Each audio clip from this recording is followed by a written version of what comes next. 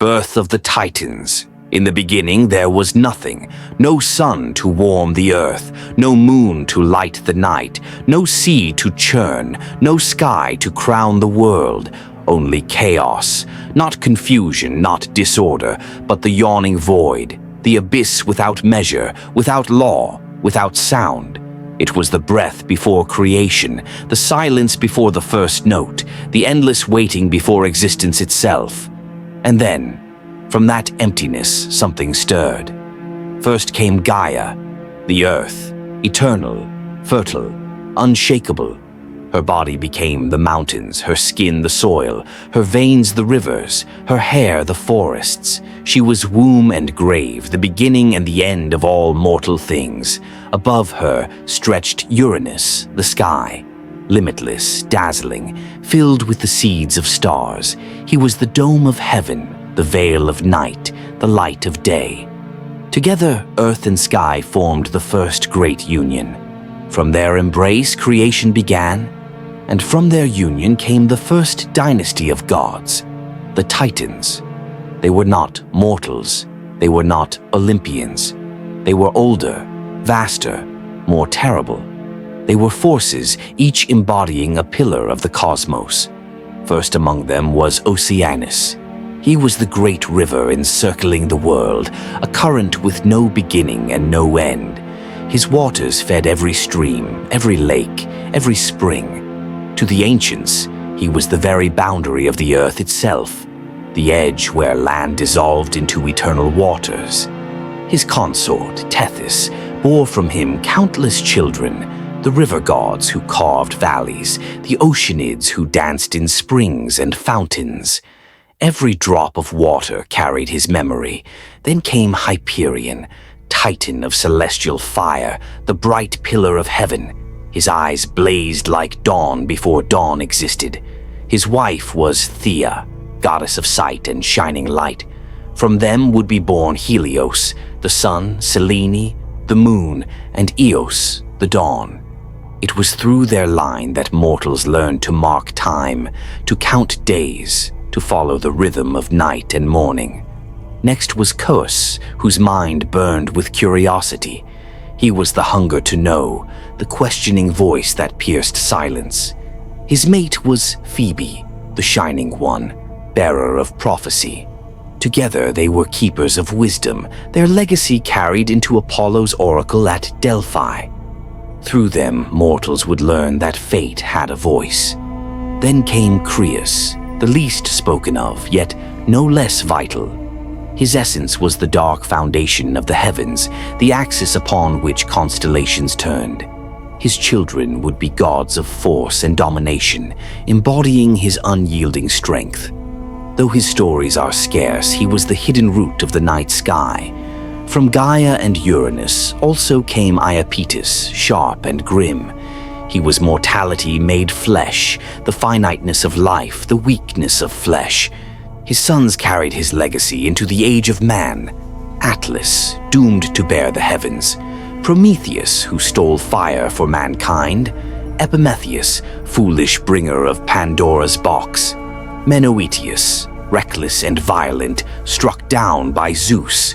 Through Iapetus, mankind inherited death, suffering, and the burden of choice. Beside him stood Themis, Titaness of divine law. She was justice unbending, order eternal. Her scales weighed the deeds of gods and men alike. Even Zeus, in his power, would bow to her counsel, for she embodied cosmic balance. Mnemosyne followed, memory eternal. She was the safeguard of the past, the voice that whispered what must not be forgotten. From her womb came the Muses, guardians of song and story, who would inspire poets, musicians, and historians. Without her, the deeds of gods and men alike would dissolve into oblivion. Then came Rhea, the Great Mother. She was abundance, the fertile womb, destined to birth the Olympians themselves. In her arms would rest the future of gods. But sorrow too would be hers, for her children would be devoured one by one. And last was Cronus, the youngest. He was no shining light, no guiding law, no nurturing presence. He was hunger, hunger for power, hunger for dominion, hunger to seize what others feared to claim. Ambition smoldered in his eyes, cold and sharp. Thus the 12 Titans stood, 12 pillars of the cosmos: Oceanus, Tethys, Hyperion, Thea, Chorus, Phoebe, Creus, Iapetus, Themis, Mnemosyne, Rhea, and Cronus. Yet even in their birth, conflict brewed. Uranus, their father, looked upon them not with love but dread. He saw their strength, their potential, their inevitability. He feared they would surpass him, cast him down, end his reign. And so he sought to crush them. One by one, he forced his children back into Gaia's womb, burying them in the depths of the earth. Gaia groaned beneath their weight. Her body split, her voice rose in agony, her heart filled with rage. Her children, imprisoned, cried out within her, and in her pain she forged her vengeance. The world was not yet shaped, but already the seeds of war had been sown. The reign of Cronus. The Titans were mighty, but they were not free, for Uranus, their father, feared them. He looked upon their vast forms and saw not children, but threats. And in his fear he became a tyrant. One by one he forced his children back into Gaia's womb, burying them in the depths of the earth. Their cries rang through her body like thunder trapped in stone. Gaia groaned beneath their weight, her body torn, her heart enraged. Her children pressed against her insides, suffocated in darkness. And though they were eternal, the prison gnawed at them, crushing their will, breaking their pride. In her pain, Gaia conspired. She shaped a weapon from her own bones, a sickle of unbreakable adamant, its edge sharp enough to carve the sky itself. With the weapon in hand, she gathered her children. "Who among you will rise against your father?" she demanded. But fear silenced them. None dared speak. None, save one. Cronus, the youngest, the hungriest, the boldest. He stepped forward.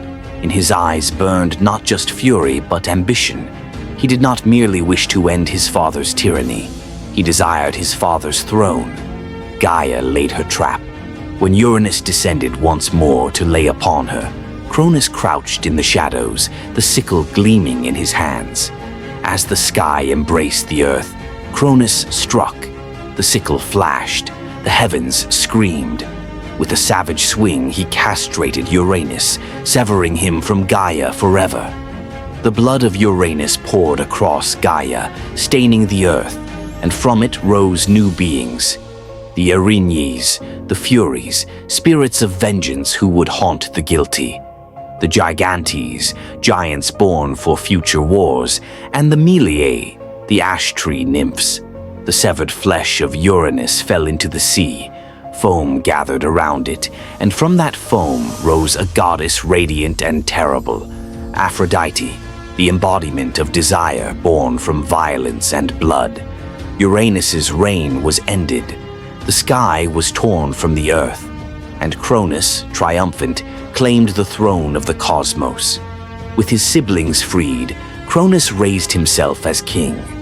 By his side stood Rhea, his sister and queen, gentle yet strong, whose womb would carry the gods of the future. Thus began what mortals would one day call the Golden Age. It was a time unlike any that came after. The earth bore fruit without need of plow or seed. Rivers flowed freely, their waters pure. The sea offered its fish without net or spear. Men and women lived without toil. They knew no hunger, no war, no envy, no greed. Their bodies did not wither with age, nor did disease darken their lives. Death came only softly, as gentle sleep. They lived close to their gods, unashamed, unafraid. In the golden age of Cronus, mortals and immortals walked side by side. Later poets would weep for that lost paradise, calling it the first and best of all ages. And yet, even paradise can rot from within. For Uranus, though cast down, had not fallen silent. With his last breath he cursed his son. "As you betrayed me, so too shall you be betrayed." As you struck down your father, so too shall you be struck down by your child." The words festered in Cronus's mind. He heard them in the rustling of leaves, in the crack of thunder, in the stillness of night. His crown weighed heavy, not with gold, but with fear. Cronus and Rhea bore children. First came Hestia, goddess of the hearth, warmth of fire, guardian of home. Then Demeter, goddess of harvest, whose touch ripened fields. Then Hera, radiant and proud, queen of the heavens. Then Hades, shadowed king of the dead. Then Poseidon, lord of the sea, shaker of the earth. But Cronus did not see them as blessings. He saw them as threats. And so, when each child was born, he opened his jaws wide and devoured them whole. One by one they vanished into his belly. Their cries echoed in his ribs. Their small hands beat against his throat. Rhea screamed as her arms were emptied again and again. The mother of gods became the mother of grief. The golden age outwardly shone bright, but beneath its glow, Cronus's reign was shadowed by terror. His paranoia consumed him. He ruled not with wisdom, but with hunger and fear. And Rhea, broken by loss, turned to Gaia for counsel. The earth whispered a plan. When her 6th child was due, Rhea fled to Crete. In secret, she gave birth to a son. His name was Zeus. She hid him in a cave, cradled by nymphs, nourished by the goat Amalthea. To drown his cries, the Curetes clashed their spears against their shields, dancing wildly so Cronus would not hear. Meanwhile, Rhea wrapped a stone in swaddling clothes and offered it to Cronus. Blind with dread, he swallowed it whole, believing himself safe. But thunder was already stirring in the chest of the infant god, and prophecy, once spoken, does not rest. Zeus had grown. No longer a hidden child in the caves of Crete, he now strode the earth with thunder in his eyes and storms in his breath. Raised in secret by Gaia, strengthened by nymphs, sharpened by prophecy, he was destiny made flesh. Metis, goddess of wisdom, whispered to him a plan. She brewed a potion of irresistible power, and with it, Zeus prepared to confront his father. Disguised as a humble servant, Zeus poured the potion into Cronus's cup. The Titan king drank deeply, blind to betrayal. Then it began. His belly heaved, his throat convulsed. He clutched his chest and roared in agony. From his body burst the children he had swallowed. Hestia, goddess of the hearth. Demeter, goddess of harvest. Hera, radiant queen. Hades, lord of shadows. Poseidon, master of the seas. They fell, gasping onto the earth, reborn, their eyes blazing with vengeance. And with them stood Zeus, the brother they had never known, the 6 children of Cronus, united at last. War was inevitable. The prophecy of Uranus had come to pass. Cronus gathered the loyal Titans to his side. Atlas, unyielding in strength, bore their standard. Menoetius, reckless and violent, burned with fury. Iapetus, grim and sharp, carried his spear with deadly inevitability. Cryas, dark and silent, anchored their line. These 4, and many more, stood with Cronus, ready to defend the old order. But not all Titans chose his side. Oceanus, the endless river, remained apart, neutral as his waters flowed. Themis, law eternal, lent her counsel to Zeus. Mnemosyne, memory everlasting, whispered guidance to the Olympians. And Rhea, grieving mother, blessed her children, for it was her defiance that had saved Zeus. Thus the cosmos divided. On one side, the Titans, ancient and immense, guardians of a fading dynasty. On the other, the Olympians, young, fierce, and hungry for power. And so began the Titanomachy, the greatest war the world had ever known. For 10 years, battle raged. The skies burned, the seas boiled, the earth split and bled fire. The Titans fought with the weight of eternity. Atlas led their charges, a mountain in motion. Iapetus's spear cut through armies like a scythe through wheat. Menoetius raged like wildfire, crushing foes with brute force. Crius's presence loomed like the night sky itself, steady and unyielding. But the Olympians answered with storm and cunning. Zeus hurled lightning from his hands, bolts that split mountains. Poseidon struck the earth with his trident, raising waves that swallowed whole armies. Hades moved unseen in his helm of darkness, striking terror and confusion. Hera rallied their forces with divine command. Demeter shook the earth with fertile power turned wrathful. Hestia's flame blazed as a beacon of courage. The clash shook existence itself. Mountains were torn from their roots, forests burned to ash, rivers boiled dry, or else surged as floods to swallow valleys. The sky wept stars as the clash of gods tore constellations from their places. Mortals, who once lived in peace, now cowered in fear. The paradise of the Golden Age was broken, replaced by storm and ruin.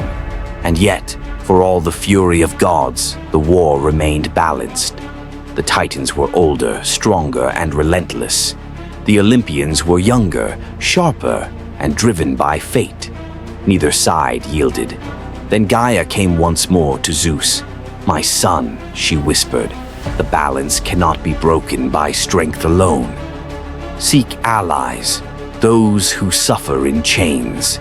She spoke of the Cyclopes, master smiths, and the Hecatoncheires, the 100-handed ones, each with 50 heads and 100 arms. Uranus had long ago bound them in Tartarus, their cries echoing in the abyss. Zeus descended into the pit. Through fire and shadow he walked, unflinching. With his strength he shattered their chains. With his words he swore vengeance. The Cyclopes, grateful, forged gifts for the gods. For Zeus, the thunderbolts, weapons of pure fire and sky. For Poseidon, the trident, whose strike shook both earth and sea. For Hades, the helm of darkness which cloaked him unseen and spread dread in the hearts of all. The Hecatoncheires rose in their fury, their 100 arms hurling mountains like stones, their 50 heads roaring like storms. With these allies, the tide turned. The final battles shook the cosmos to its bones. The Hecatoncheires smashed Titan armies, burying them under avalanches of stone. Zeus's thunderbolts burned the skies, scorching legions into ash. Poseidon's trident split the earth, drowning foes in floods. Hades struck unseen, his blade piercing even the proudest Titan. But the Titans fought with desperation. Atlas hurled boulders vast as islands. Iapetus clashed with Prometheus, his own son, in a battle of father against child. Menoetius raged until Zeus struck him down with a thunderbolt, hurling him into Tartarus in flames. Still, Cronus fought on. At last, father and son stood face to face. Cronus wielded the sickle of adamant, the weapon that had toppled Uranus. Its edge gleamed with ancient blood. Zeus raised his thunderbolts, lightning crackling in his grasp.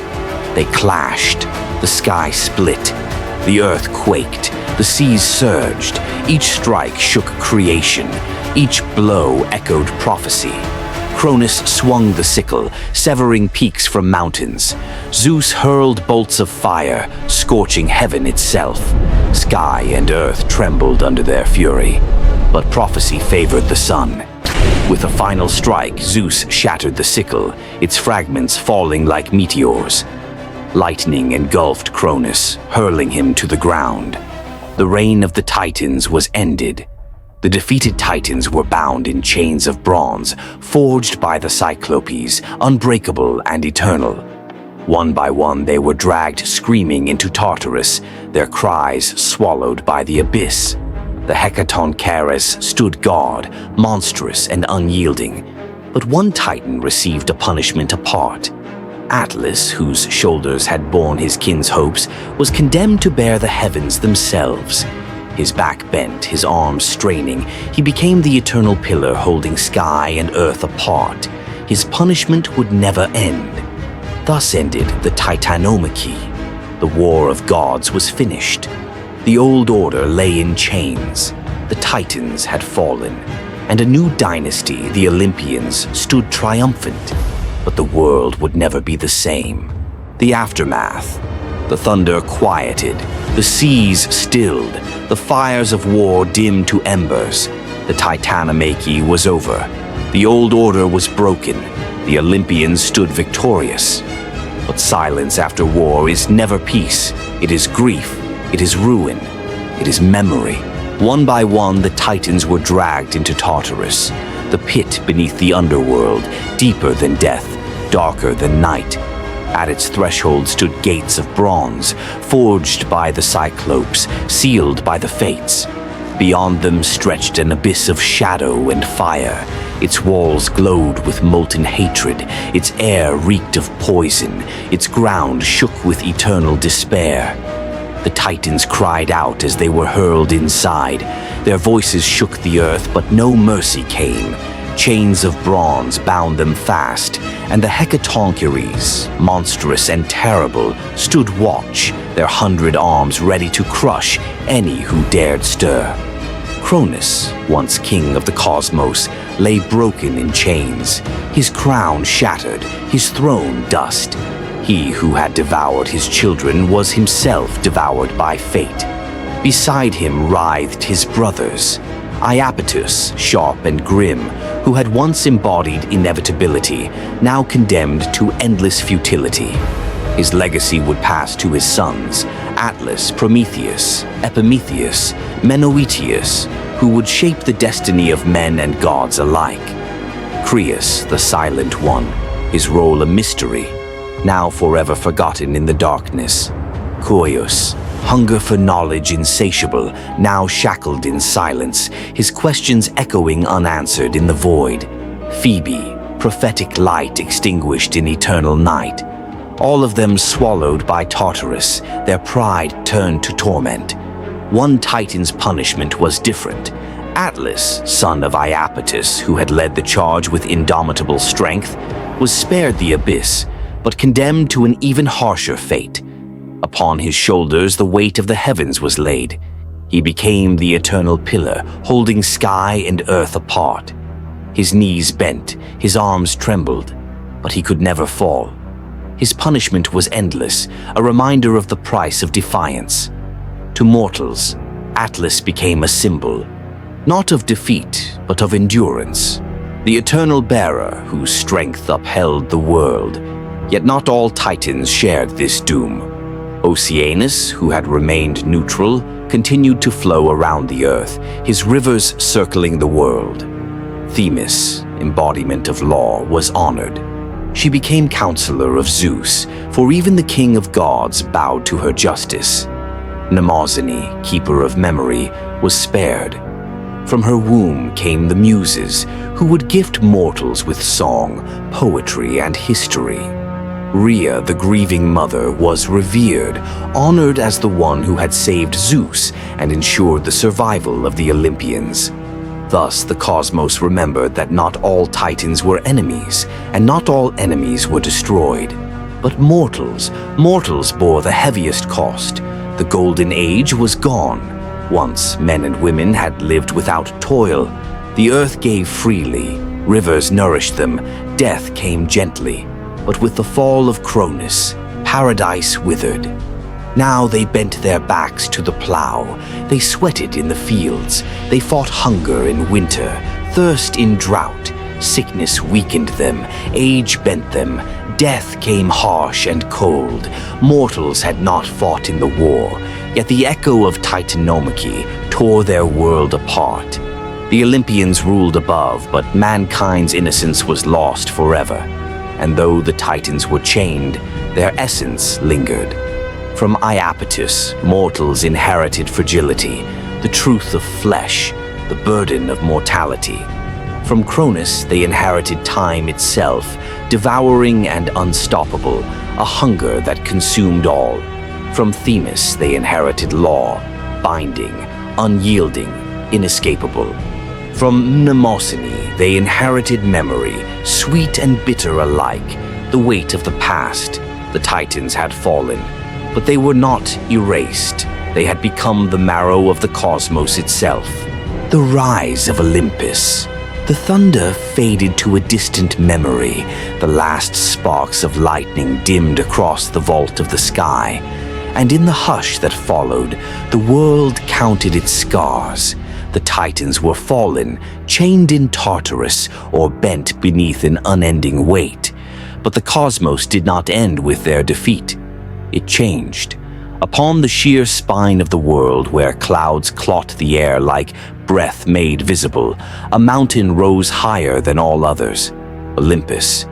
Its crown pierced the winds, its cliffs shone like hammered bronze when the sun gazed upon them, and glowed like living coal when night breathed its cold across the peaks. Here the new order took its throne. Zeus sat at the center on a seat carved from storm itself. Lightning coiled about his wrists like tame serpents. His eyes, bright as the forge fire of the Cyclopes, surveyed creation with the certainty of a king who had torn his crown from prophecy's hand. On his right, Hera, queen of heaven, held her head as steady as a blade. Majesty was her raiment, retribution, her shadow. On his left, Poseidon rested the prongs of his trident upon the stone, the mark of oceans murmuring within him. Where he breathed, the tide remembered. Where his foot fell, the earth learned to tremble. A little apart, Hades, helm of darkness lowered upon his brow, spoke seldom. But when he did, the air itself seemed to listen, as if every secret wished to hear the tone of its rightful lord. Around them stood Demeter, whose hands bore the memory of plenty and the promise of hunger. Hestia, whose pure flame warmed both palace and cottage, and the gods who would be born after, the cunning, the bold, the wise, the beautiful, flickered like unlit stars awaiting their hour. The fates spun in silence, shears patient, eyes unblinking. The old order had been unseated. The new order breathed. Yet in the first jubilant stillness of victory, a truth coiled beneath Olympus's marble floors. No rain is born without its echo. Beneath the earth in Tartarus, the echoes learned a voice. You could follow that voice down, the way a stone falls forever, and hear the ring of bronze on rock, where chains scraped with every shift of immortal limbs. You would pass rivers not of water but of heat, winds not of air but of cinder, shadows that did not wait for light to cast them. There the Titans lay. They did not sleep. They endured. Cronus, eyes like extinguished suns, listened to silence where once a universe obeyed his word. If regret found him, it found him slowly. If rage nursed him, it fed him little. He had devoured his children to escape a prophecy. Now prophecy devoured him with patient teeth. Around him, Iapetus clenched his fettered hands as if time itself might shatter. Chorus searched the black for questions that could not breathe. Creus endured with the blind strength of a pillar buried beneath a fallen temple. Phoebe kept her prophecies like embers under ash, warm still, though no wind could coax them to flame. And somewhere not in Tartarus, but at the lonely edge of the world, Atlas ground his teeth against the weight of the sky. He learned the language of constellations by feel, the slow crawl of winter, the knife of summer, the soft turning of spring like a door on oiled hinges.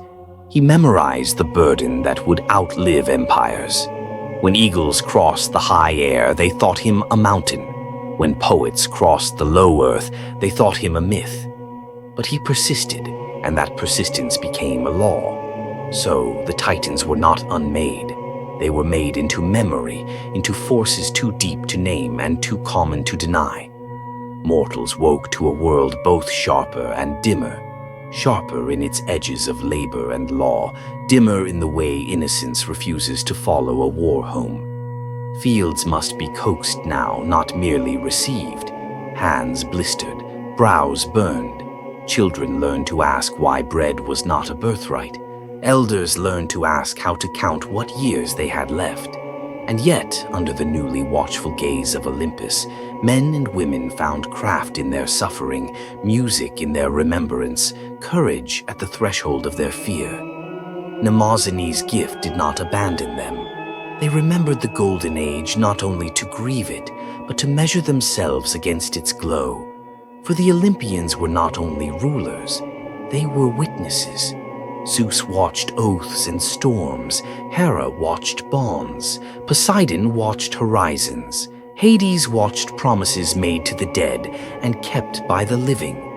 Themis stood beside the Thunderer, and law took root like a tree whose branches were verdict and whose fruit was restraint. In this new sunlight, cities learned to rise, and with them rose arguments, treaties, and songs. The world gained edges. The world gained names. But victory is a staircase, not a summit. Each step carries the memory of the one below. On quiet nights when the winds off Olympus forgot to speak, Zeus would lift his face to the high black and count old wounds. The strike that split his shoulder, the cut that found his thigh, the final shiver of the sickle when it broke in his hand. He did not fear those memories. He kept them. They were the coins he had paid for rule. Yet Metis' whisper, thin as a thread, strong as a net, sometimes returned. What you win by fate, you must hold by wisdom. And there were murmurs, Gaia's murmurs. The earth is patient but not passive. In fissures like tight-pressed mouths, in caverns like lungs, in volcanoes like clenched hearts, something gathered. The ashes of one age are the soil of the next. Out of the buried hatred of the Titans and the aching memory of the ground itself, a storm still unborn learned to breathe.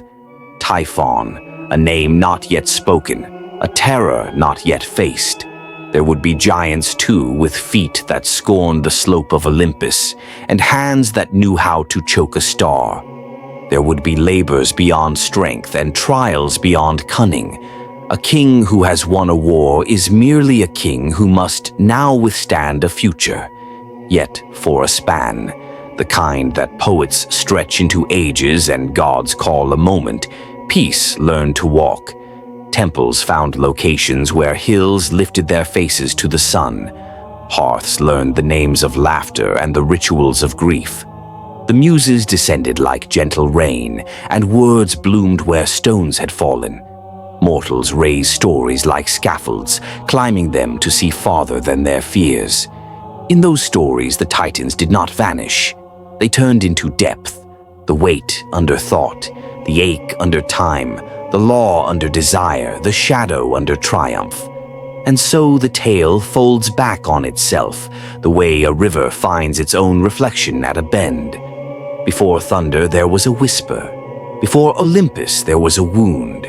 Before gods learned to rule, the world learned to bleed. Remember this, says memory. Judge by this, says law. Endure this, says burden. Yield to this, says time. The Titans are gone from the thrones of the world, but they sit upon the thrones of metaphor, sovereigns of the meanings mortals rely on when the sky seems too high and the ground too far away. When a promise must be kept, though no one is watching, Themis breathes. When a song outlasts its singer, Mnemosyne smiles. When a day devours a day until a lifetime is a handful of summers, Cronus counts. And when someone lifts a weight no one else can lift and still refuses to put it down, Atlas nods, unseen, and leans a little into his own heaven. High atop Olympus, the thrones do not creak, they hum. The world has a new center, a new choir, a new lightning that knows its master. Zeus' hand loosens, just enough for mercy. Hera's brow softens, just enough for grace. Poseidon's storms sleep, just long enough for sailors to believe in calm. Hades' gate stands, just wide enough that living feet can pass it without stumbling, yet not so wide they can't remember to turn back. The age of the Titans ended in fire and chain. The age of the Olympians begins in order and omen. But hear the last truth, the one that threads the ages like a hidden string through a lyre. No reign is final, no silence is full. Fate is not a wall, it is a wheel, and wheels turn. So keep watch on the horizon where mountains marry sky. If a cloud begins to coil like a serpent learning its first breath, if the ground remembers how to lift against the firmament, if the sea remembers an anger older than storms, know this: the story you have heard is not a tomb, it is a threshold. The Titans have fallen, the Olympians rise, and the world, bruised, breathing, endlessly becoming, waits for the next sound. Remember the names, remember the law, remember the burden, remember the time. The tale of the Titans is over, and the tale of Olympus has only just begun. Stop before you leave, check this other video that we made for you.